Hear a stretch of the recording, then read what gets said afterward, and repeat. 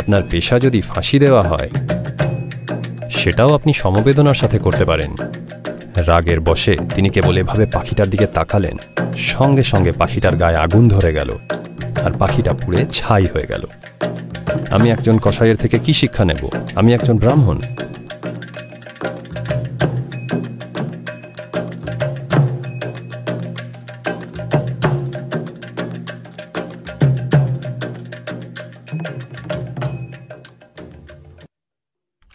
আপনাদের একটা গল্প বলি।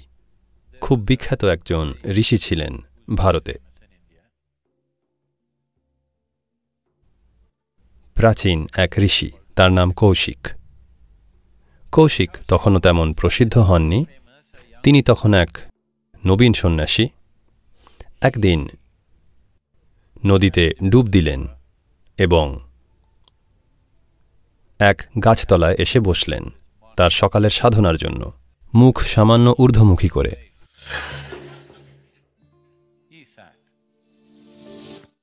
একটা পাখি বসেছিল সেই গাছটিতে। সে তো তার নিজের কাজ করে, তো এটা ওর দোষ নয়, মাধ্যাকর্ষণ রয়েছে। আর ওটা সোজা গিয়ে পড়ল তার মুখে। মুখ ঊর্ধ্বমুখী করে গাছের তলায় বসাটা বিপজ্জনক। তো তিনি মারাত্মক রেগে গেলেন। এই একটু আগেই তিনি নদীতে স্নান সেরে এলেন, ধ্যানে বসেছেন, আর এই পাখিটা তার মুখের ওপর এই কাণ্ড ঘটালো। রাগের বশে তিনি কেবল এভাবে পাখিটার দিকে তাকালেন, সঙ্গে সঙ্গে পাখিটার গায়ে আগুন ধরে গেল আর পাখিটা পুড়ে ছাই হয়ে গেল। তো তিনি বেশ প্রসন্ন হলেন, বাহ, এটা বেশ ভালো কাজ হচ্ছে। তারপর তিনি তার সাধনা আর বাকি সবকিছু শেষ করলেন। আর সেদিনের খাবারের জন্য, জানেন তো, যেহেতু সন্ন্যাসীদের জীবনে আয় করা উচিত নয়, রীতি নয়, তাদের ভিক্ষা করে খাওয়াই রীতি, তো তিনি চললেন। তিনি শহরের দিকে চললেন।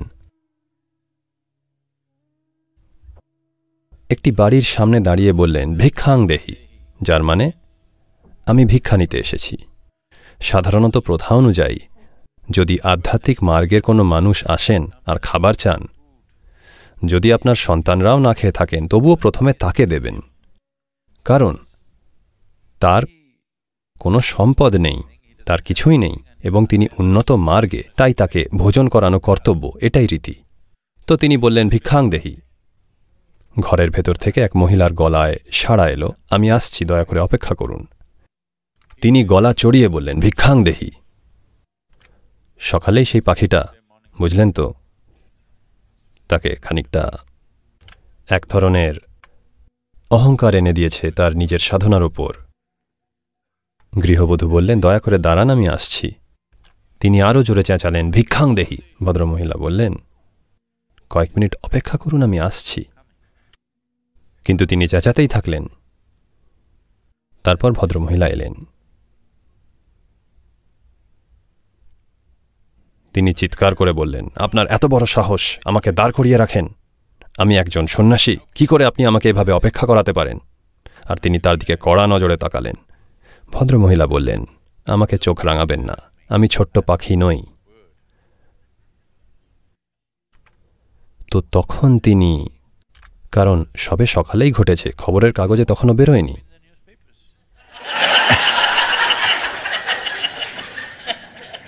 আর তখনকার দিনে কেউ টুইটও করত না, কেবল পাখিরা ছাড়া, আর পাখি তো মরে গেছে।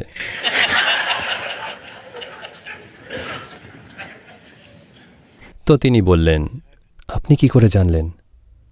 মহিলা বললেন, সেটা কথা নয়, আমাকে চোখ রাঙাবেন না। আমি আমার স্বামীর সেবা করছিলাম, তিনি অন্ধ, আমি ওনাকে খাওয়াচ্ছিলাম, তাই আপনাকে অপেক্ষা করতে বলেছি। এত তাড়া কিসের আপনার? আমি তো বললাম আমি আসছি। তিনি বললেন, কিন্তু আপনি জানলেন কি করে?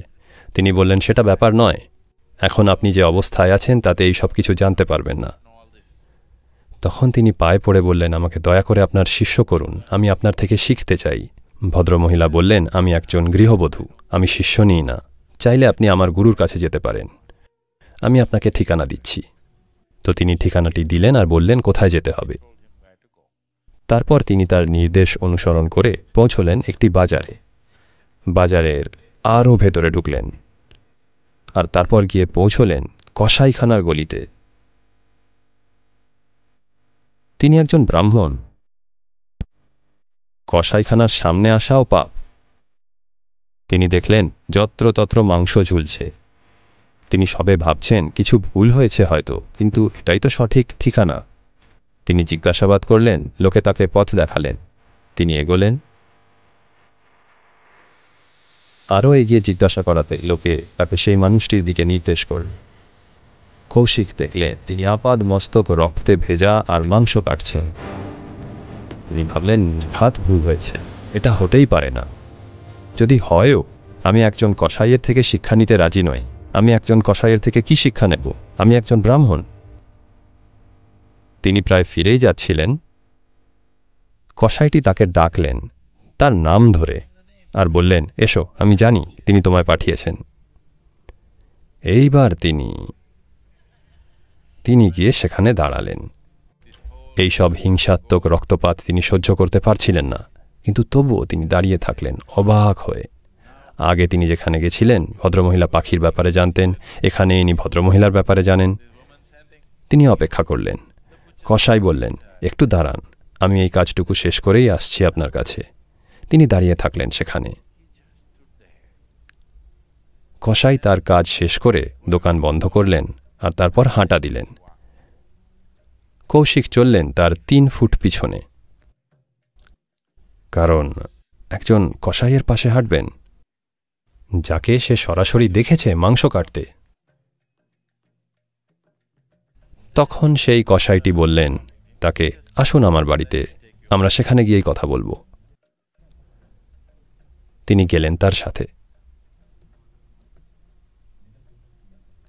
তিনি তাকে বসতে দিয়ে ঘরের ভেতর গেলেন।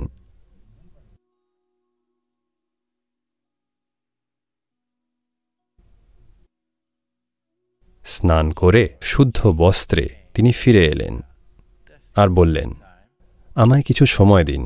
আমার অসুস্থ বাবা মা রয়েছেন, তাদের সেবা করতে হবে। আমাকে আগে তাদের যত্ন নিতে হবে। তো তিনি ভিতরে গেলেন আর বৃদ্ধ বাবা মাকে সেবা যত্ন করলেন আর তারপর ফিরে এসে বসলেন।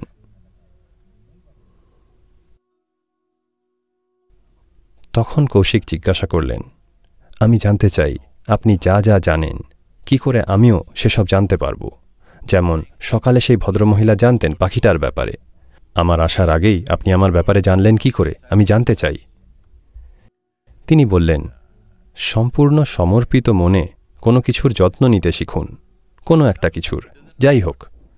ভদ্রমহিলা তার অন্ধ স্বামীর সেবা যত্ন করেন, আমি আমার বৃদ্ধ বাবা মার সেবা যত্ন করি। আর যখন আমি এই পশুদের কাটি, তাদের কষ্ট যতটা কম হয় সেভাবে কাটি। যাই হোক, আমি কসাই হয়েছি কারণ যদি অন্য কেউ কসাই হতো সে হয়তো পশুগুলোকে বেশি যন্ত্রণা দিত। আমি কসাই হয়েছি কারণ আমি ভাবলাম কাজটা আমি সব থেকে ভালো করতে পারব। যদি এটা অন্য কারোর হাতে ছেড়ে দিই, তারা হয়তো যেমন খুশি করবেন। তো খুব একটা তফাৎ নেই। ক্রিমিনাল লয়ার সমবেদনার সাথে করুন। কি সমস্যা?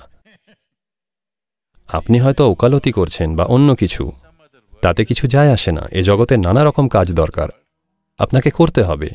কিন্তু মূলত যদি আপনি দেখেন আমি শুধুই একটি জীবন, তাহলে জীবন স্পন্দিত হবে বাকি সমস্ত কিছুর সাথে। ভালোবাসা কোনো নীতি নয়, এটা একটা অনুভূতি। আপনি সেটাকে একটা নীতির রূপ দিতে চাইছেন। একটা নীতি হিসেবে এটা অর্থহীন এক নীতি। সত্যি, যদি আপনি চারপাশে দেখেন আর সবকিছুর সাথে একাত্ম বোধ করেন, এটা একটা দারুণ অনুভূতি। আপনি নিজেকে বলছেন আমি আপনি, আপনি আমি, আপনি আমি, আমি আপনি। এসবের থেকে কেবল আবর্জনাই সৃষ্টি হয়। কাউকে পছন্দ করবেন না, কাউকে অপছন্দ করবেন না, কেবল তাদের সঙ্গে থাকুন। যেমনভাবে আপনি একটা গাছ বা পাহাড় বা মেঘ বা সবকিছুর সাথে থাকতে পারেন। ধরুন আপনি বললেন আমি ভালোবাসি, আমি আমার সন্তানদের ভালোবাসি, তখন কি করবেন? যা দরকার তাই করবেন, হ্যাঁ কি না? ভালোবাসার এটাই মানে নয় কি, যা দরকার তাই করেন, পূর্বধারণার বশে নয়। তো পক্ষপাতিত্ব ঘটে কারণ আপনি নির্দিষ্টভাবে চিহ্নিত হয়ে পড়েন কিছু না কিছুর সাথে। যখন আমি বলি পূর্বধারণা, আপনাকে বুঝতে হবে যে মুহূর্তে মন চিহ্নিত হয়ে পড়ে কোনো কিছুর সাথে, আপনি এক প্রকার পূর্বধারণা তৈরি করে ফেলেন। যদি বলেন আমি এক পুরুষ, আপনার একটা ভীষণ পুরুষোচিত পূর্বধারণা রয়েছে যেটা কিনা আপনি জানবেন না, বাকিরা ভাববে আপনি অন্য কিছু। জানেন তো, তাদের বদনাম আছে। যেই মুহূর্তে আপনি বলেন আমি একজন ভারতীয়, আপনার একটা ভারতীয় পূর্বধারণা তৈরি হয়। যে কোনো পূর্বধারণা আপনি গ্রহণ করুন, আপনার মন কাজ করে শুধু তারই চারিপাশে, আর এটা তার কাছে মনে হয় যে সেই নির্দিষ্ট জিনিসটা যেটাকেই নিজের পরিচয় মনে করেন সেটাই যেন সঠিক, বাকি সব কিছুই অন্যরকম লাগে। তাই প্রধানত আধ্যাত্মিক প্রক্রিয়া মানে নতুন কিছুর সম্পর্কে পূর্ব ধারণাশক্ত না হওয়া। এখানে বাঁচতে শেখা কোনো প্রকার পরিচয় ধারণা ছাড়া। এখানে শুধুই এক জীবন হিসেবে বাঁচতে শেখা, কারণ আসলে আপনি সেটাই তো, তাই নয় কি? তাই আপনি এখন কোর্টে, এটা আপনার কাজের প্রকৃতি নয়, এটা আপনার পরিচয় যা আপনাকে স্বচ্ছন্দে থাকতে দেয় না। এই মুহূর্তে আপনি হয়তো কারোর মৃত্যুদণ্ড আনার কাজ করছেন, হতে পারে। যদি আপনি মৃত্যুদণ্ড আনার কাজও করেন, আপনি সেই কাজটাও ভালোভাবে করতে পারেন, সেই মানুষটার বিরুদ্ধে না হয়ে। তাই কিছু যায় আসে না আপনার পেশা কি। আপনার পেশা যদি ফাঁসি দেওয়া হয়, সেটাও আপনি সমবেদনার সাথে করতে পারেন। মানুষ এমন নিষ্ঠুর কাজও সমবেদনার সাথে করার দৃষ্টান্ত রেখেছেন, তাই না?